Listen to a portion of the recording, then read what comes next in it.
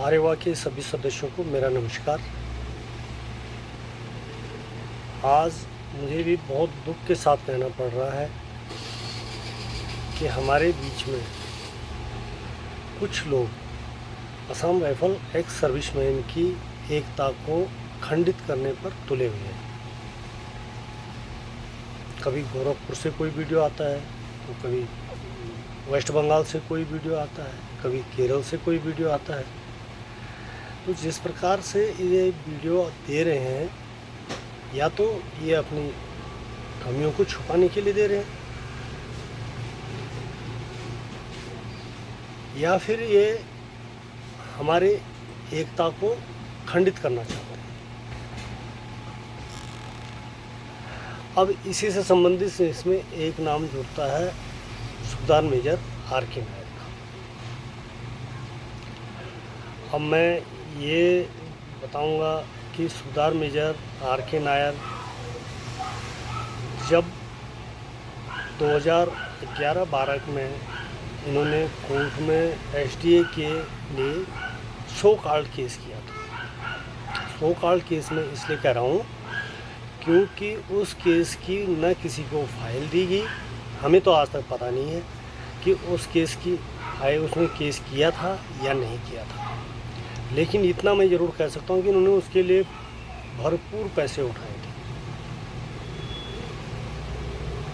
और मैं उस पैसे को भरपूर इसलिए कह रहा हूँ कि मैं उस समय ARTC सुखोबी नंबर 1 ट्रेनिंग बटालियन में था, और वहाँ पर सुबेदार मेजर दयाल सिंह साहब थे, जिन्होंने कि हर कंपनी में जाकर रोल कॉल में बताया कि हम एसडीए का केस लड़ रहे हैं और उसके लिए पैसों की सख्त ज़रूरत है, और आप लोग जी.शो 2000 रुपये, एन.शो 1000 रुपये, और यहाँ तक कि रिक्रूट से भी पैसे कलेक्ट करके पैसे जमा किए गए।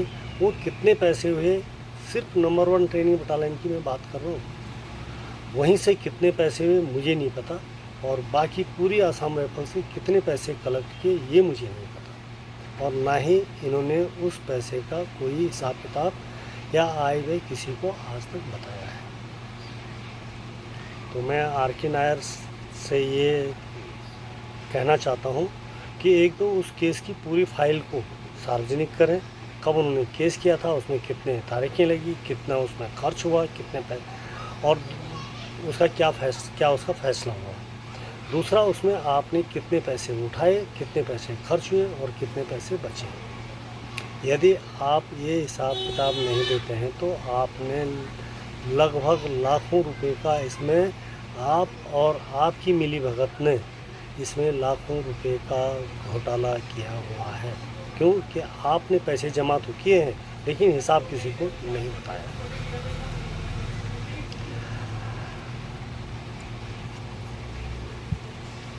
अब मैं जो आप कहते हैं कि नायर साहब ने घर बनाया है आरेवा के पैसों से, उन्होंने तो आरेवा के पैसों से घर बनाया, तो क्या आप झोपड़ी में रहते हैं? आपने कौन से पैसे से घर बनाया?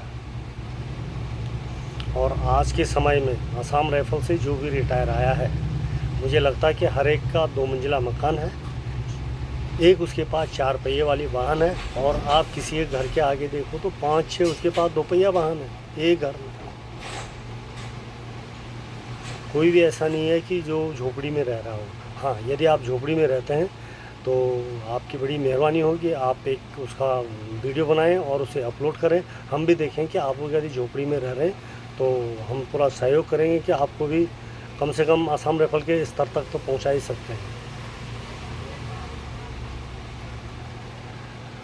अब आरेवा के पैसे के सवाल है। आरेवा का जो मीटिंग होती है, AGM एनुअल जनरल मीटिंग हर साल होती है। जैसे झुंझुनू में हुई थी, हम झुंझुनू में भी गए थे, पिछले साल बटाला में हुई थी, वहाँ भी हम गए थे। तो आरेवा अपने पैसों का जो लेखा जोखा बताती है वो CA द्वारा किए गए ऑडिट के साथ में पेश करती है अपना पैसे का लेखा जोखा हिसाब किताब। अब आप कहेंगे खर्च हो गए तो जो बायलॉज के अनुसार उसमें लिखा होगा कि ये पैसे खर्च इससे किए जाएंगे, तो वही पैसे उसमें खर्च किए होंगे। उसके बाद ये भी बताते हैं कि यदि जिसको इसमें मतलब संदेह है तो वह आ कर के वहाँ पर अपना, नायर साहब ने खुद बताया कि जिसको जिसमें संदेह है वो आ कर के अपना खुद ऑडिट एक बारीक डिटेल से वो चेक कर सकते हैं हमारा हिसाब किताब, और उसके लिए आने जाने का खर्चा और रहने की व्यवस्था भी हम खुद करेंगे। अब इसमें एक बड़े साहब की एंट्री हो जाती है। इसमें आते हैं वजीर सिंह साहब। उन्होंने झुंझुनू में भी कहा था और बटाला में भी कहा था। अब जो बटाला में उन्होंने मतलब उसके बाद उन्होंने कहा कि मैं ऑडिट करूंगा, लेकिन वो भी नहीं गए ऑडिट करने के लिए। कहने का मतलब है कि ना हमने करना है और ना ही करने देना है। और दूसरा मतलब ये होता है कि हम ना जानते हैं और ना हम मानते हैं। और जो आदमी सबसे बड़ी प्रॉब्लम है, जो आदमी जानता भी नहीं और मानता भी नहीं है तो उसका तो कोई उपाय नहीं है।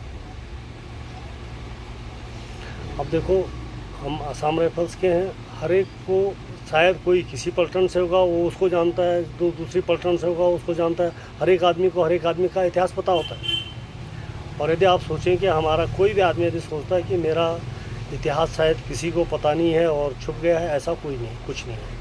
क्यों, हर एक को हर एक के बारे में किसी न किसी को तो पता है, हर एक को नहीं, किसी न किसी को किसी न किसी के बारे में ज़रूर पता है। तो मैं आप लोगों से रिक्वेस्ट करता हूँ कि इस प्रकार की बातें न करें कि उन्होंने पैसे खा दिए, ये खा दिए, वो खा दिया। अब आती है फिर मैं वापस आर के नायर साहब के बात में आता हूँ। सूबेदार मेजर आर के नायर, मैं सूबेदार मेजर की तो कदर करता हूँ, लेकिन आर के नायर जिस प्रकार की भाषा का इस्तेमाल करते हैं, मैं आर के नायर की बिल्कुल इससे कदर नहीं करता हूँ।